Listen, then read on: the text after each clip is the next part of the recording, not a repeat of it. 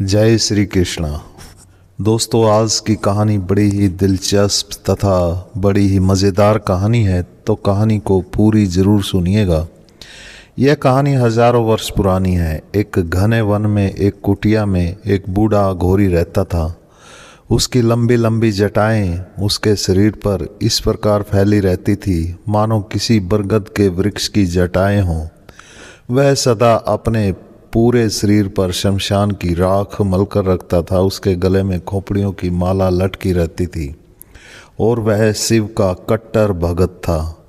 उसकी कुटिया से कुछ ही दूरी पर नगर का शमशान घाट स्थित था। वह सारी रात शमशान घाट में तपस्या करता रहता। जिस दिन कोई शव जलाने के लिए लाया जाता, लोगों को जले जाने के बाद वह जले हुए शव का मांस खाता और मदिरा पान करता। कठोर तपस्या के कारण उसका शरीर बूढ़ा हो चुका था, किंतु शमशान घाट में की गई घोर साधना से उसने अनेक सिद्धियां प्राप्त कर ली थी। हाल ही में उसने अपनी तपस्या से एक ऐसी सिद्धि प्राप्त की थी जिससे वह अपनी आत्मा को किसी अन्य शरीर में प्रवेश करा सकता था। बचपन से ही वह तपस्या की खोज में वन में निकल आया था। सिद्धियां पाने की लालसा में उसने यौवन के सुखों का त्याग कर दिया था। अब वह किसी युवा शरीर में प्रवेश कर एक युवक का जीवन जीना चाहता था और किसी सुंदर स्त्री से विवाह कर अपनी कामनाओं की पूर्ति करना चाहता था। इसी उद्देश्य से वह कई वर्षों से शमशान घाट में किसी युवा पुरुष के शव की प्रतीक्षा कर रहा था। वर्षों बीत गए, किंतु उस शमशान घाट पर किसी युवक का शव नहीं आया। प्रतीक्षा करते करते वह और अधिक वृद्ध हो गया। वह अपने सपनों में किसी सुंदर युवती के साथ रत रहता, किंतु उसका जर्जर शरीर किसी काम का ना था। उसी नगर में एक गरीब जुलाहे का परिवार भी रहता था। जुलाहे का एक पुत्र था जिसका नाम जलाल सेन था। वह 20-22 वर्ष का हट्टा कट्टा युवक था और घर पर रहकर अपने पिता के काम में हाथ बटाता था। नगर के सेनापति की पुत्री अब यौवनावस्था में प्रवेश कर चुकी थी। उसका पिता प्राय दरबार में व्यस्त रहता और कई दिनों तक घर नहीं आता। घर पर वह अपनी माँ के साथ अकेली ही रहती थी। एक दिन वह अपनी सहेली के साथ जुलाहे से कुछ बनवाने के लिए आई। उस समय जुलाहा और उसकी पत्नी किसी रिश्तेदार की मृत्यु पर शोक व्यक्त करने गए हुए थे। घर पर केवल उसका पुत्र जलाल सेन ही था। जैसे ही जलाल सेन ने दरवाज़ा खोला, उसने सामने एक अत्यंत सुंदर युवती को खड़ा हुआ पाया। उसकी सुंदरता देखकर वह अचंभित रह गया। उधर सेनापति की पुत्री भी जलाल सेन को देखते ही उस पर मोहित हो गई। दोनों कुछ अक्षण एक दूसरे को निहारते रहे। नेत्रों के माध्यम से ही उनके हृदय एक दूसरे से जुड़ गए। युवती अपना काम बताकर वहाँ से चली गई। अगले दिन वह अकेली ही जुलाहे के घर पर आ गई। संयोगवश उस दिन भी जुलाहा और उसकी पत्नी घर पर नहीं थे। जलाल सेन ने उसे भीतर बैठने का आग्रह किया। युवती ने उससे कहा, मैं तुम्हें चाहने लगी हूँ और अब तुम्हारे बिना नहीं रह सकती। यहाँ बार बार आना मेरे लिए कठिन है। तुम मुझसे नगर के आम के बाग में मिला करो। जलाल सेन भी उससे प्रेम करने लगा था, इसलिए उसने मिलने का वचन दे दिया। नगर के बाहर एक विशाल आम का बाग था। अगले दिन संध्या के समय अंधेरा घिरते ही जलाल सेन वहाँ पहुँच गया। युवती पहले से ही उसकी प्रतीक्षा कर रही थी। वह अपनी माँ से बहाना बना कर आई थी। दोनों वृक्षों के झुरमुट में बैठकर बातें करने लगे। यौवन की प्रबलता के कारण वे स्वयं को रोक ना सके और अपनी वासनाओं के वशीभूत हो गए। अगले दिन पुनः मिलने का वादा कर वे वहाँ से चले गए। दोस्तों, चैनल को सब्सक्राइब ज़रूर कर दीजिए। अब यह सिलसिला चल पड़ा। वे प्रत्येक दूसरे तीसरे दिन बाग में मिलने लगे। लड़की का बार बार घर से बाहर जाना और देर से लौटना उसकी माँ को खटकने लगा। उसे संदेह हुआ और उसने इस विषय में अपने पति यानी सेनापति से चर्चा की। सेनापति ने अपनी पुत्री पर नज़र रखने के लिए कुछ गुप्तचर नियुक्त कर दिए। कुछ ही दिनों में गुप्तचरों ने उसे सब कुछ बता दिया कि उसकी पुत्री एक जुलाई के बेटे से बाग में मिलती है। यह सुनकर सेनापति क्रोध से भर उठा। वह अपनी पुत्री से अत्यंत प्रेम करता था, इसलिए उसने उसे कुछ नहीं कहा, किंतु जुलाई के पुत्र को दंड देने का निश्चय कर लिया। एक दिन जब जलाल सेन बाग में प्रतीक्षा कर रहा था, वहाँ युवती के स्थान पर सेनापति अपने कुछ आदमियों के साथ आ पहुँचा। सेनापति ने क्रोध में आकर जलाल सेन के पेट में तलवार घोंप दी और उसका वध कर दिया। अगली सुबह जब लोगों ने जुलाई के बेटे की लाश देखी तो पूरे नगर में हड़कंप मच गया। शव को अंतिम संस्कार के लिए शमशान घाट ले जाया गया।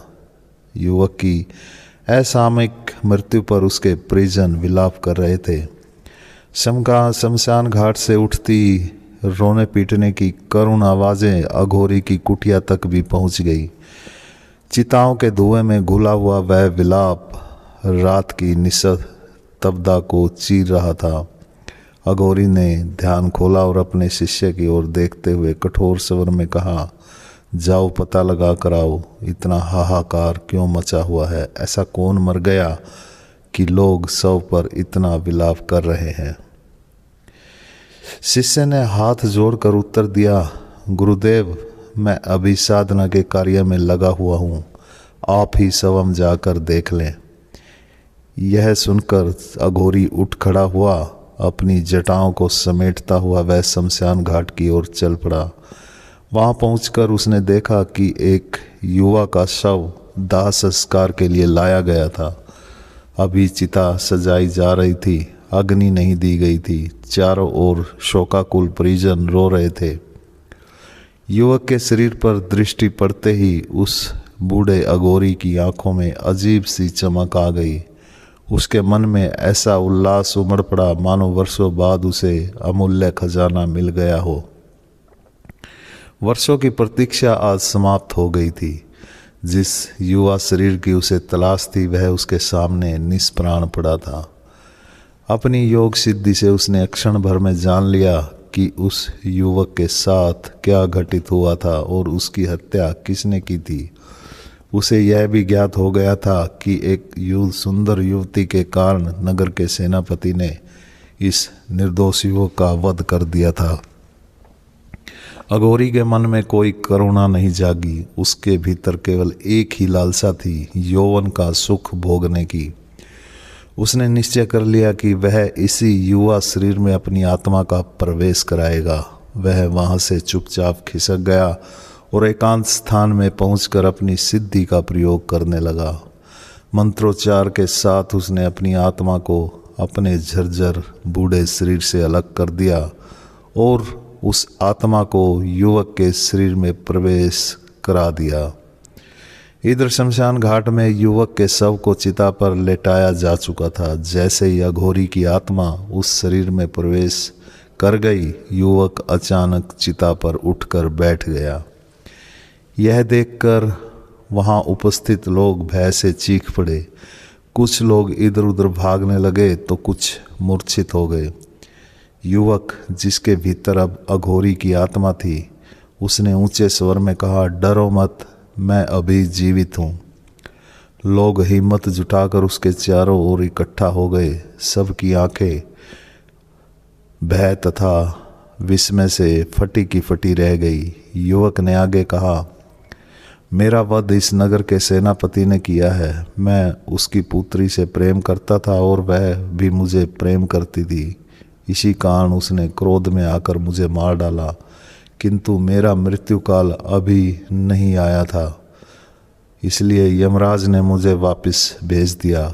उसने आगे कथा गढ़ते हुए कहा, यमराज को अपनी भूल का आभास हुआ और वे स्वयं मुझे जीवित करके धरती पर छोड़ गए और मेरे स्थान पर एक वृद्ध अघोरी के प्राण हर ले गए। तुम सब जाकर देख सकते हो, वह अघोरी थोड़ी ही दूरी पर मृत पड़ा है। यह कहकर उसने अपनी अंतिम चाल चली। यमराज ने राजा के लिए संदेश भी भेजा है कि सेनापति की पुत्री का विवाह मेरे साथ कर दिया जाए, मेरे वध के अपराध में सेनापति को फांसी दी जाए और उसके स्थान पर मुझे सेनापति बनाया जाए। यदि ऐसा नहीं हुआ तो यमराज प्रतिदिन एक व्यक्ति को अपने साथ ले जाना आरंभ कर देंगे।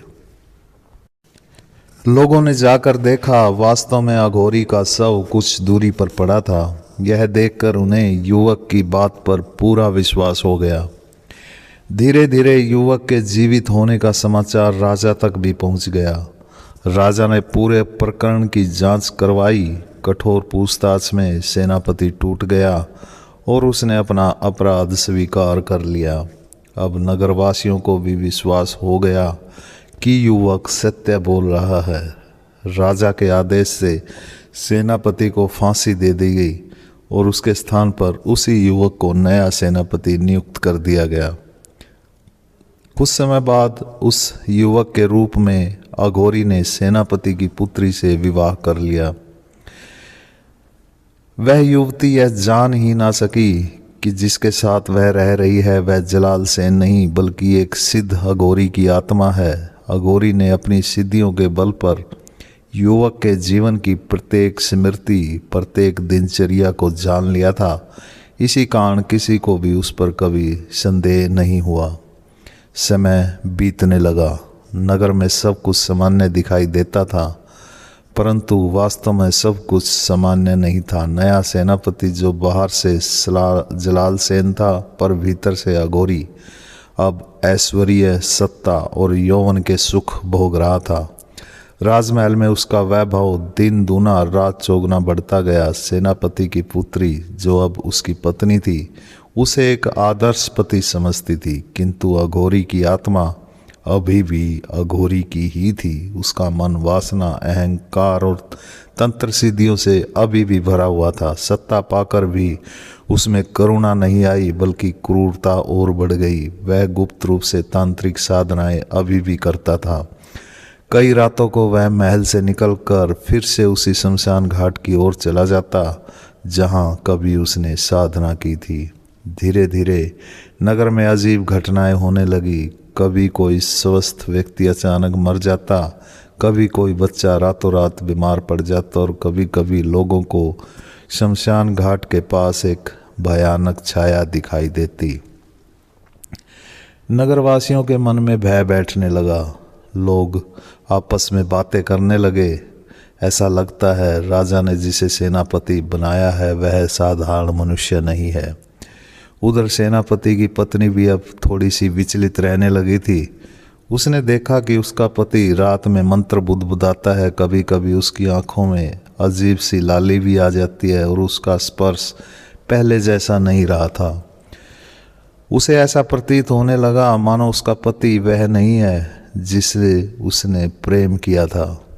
एक रात उसने साहस करके आखिरकार पूछ ही लिया था, आप बदल गए हैं, पहले जैसे नहीं रहे। क्या आप मुझसे कुछ छुपा रहे हैं? अघोरी ने कठोर स्वर में कहा, राज्य की चिंता ने मुझे बदल दिया है। तुम ये प्रश्न मत किया करो, अपने काम से मतलब रखो। परंतु सत्य अधिक समय तक छिपा नहीं रह सकता। उस नगर में एक वृद्ध साधु आया, एक सिद्ध पुरुष जिसकी दृष्टि केवल उसकी शरीर तक सीमित नहीं थी। वह आत्मा को पहचान सकता था। जैसे ही उसकी दृष्टि उस सेनापति पर पड़ी वह ठिठक गया और उसकी आंखें फैल गई। साधु ने मन ही मन कहा, यह शरीर किसी और का है और आत्मा किसी और की। साधु को देखकर सेनापति भी कुछ विचलित सा हो गया था। साधु ने राजा को सावधान किया और कहा, महाराज, ये जो सेनापति है इसके भीतर मनुष्य की आत्मा नहीं है बल्कि एक तांत्रिक अघोरी की आत्मा निवास कर रही है। इसने छल, वासना और सिद्धियों के बल पर धर्मराज तथा यमराज को धोखा दिया है। राजा हैरान रह गया। साधु के निर्देश पर विशेष अनुष्ठान किया गया। मंत्रों की शक्ति से वह आत्मा विचलित होने लगी। पहली बार अघोरी भयभीत हुआ। उसे लगने लगा कि उसने यमराज को नहीं बल्कि धर्म को चुनौती दी थी। अनुष्ठान के मध्य जलाल सेन का शरीर तड़पने लगा और आखिरकार अघोरी की आत्मा उस शरीर से बाहर निकल गई। उसी क्षण जलाल सेन का शरीर निर्जीव होकर भूमि पर गिर पड़ा। अघोरी की आत्मा को साधु ने यमलोक के द्वार पर पहुंचा दिया, जहां न छल चलता है न सिद्धि, केवल कर्म का लेखा होता है। सेनापति की पुत्री यह सब जानकर टूट गई, पर अब कुछ भी बदला नहीं जा सकता था। दोस्तों, ऐसी ही प्रेरणादायक कहानियों तथा मोटिवेशनल स्पीच के लिए हमारे चैनल को सब्सक्राइब कर लीजिए और इस वीडियो को लाइक तथा शेयर करना मत भूलिएगा। भगवान श्री कृष्ण आपकी सभी मनोकामनाओं को पूर्ण करेंगे। वीडियो देखने के लिए धन्यवाद।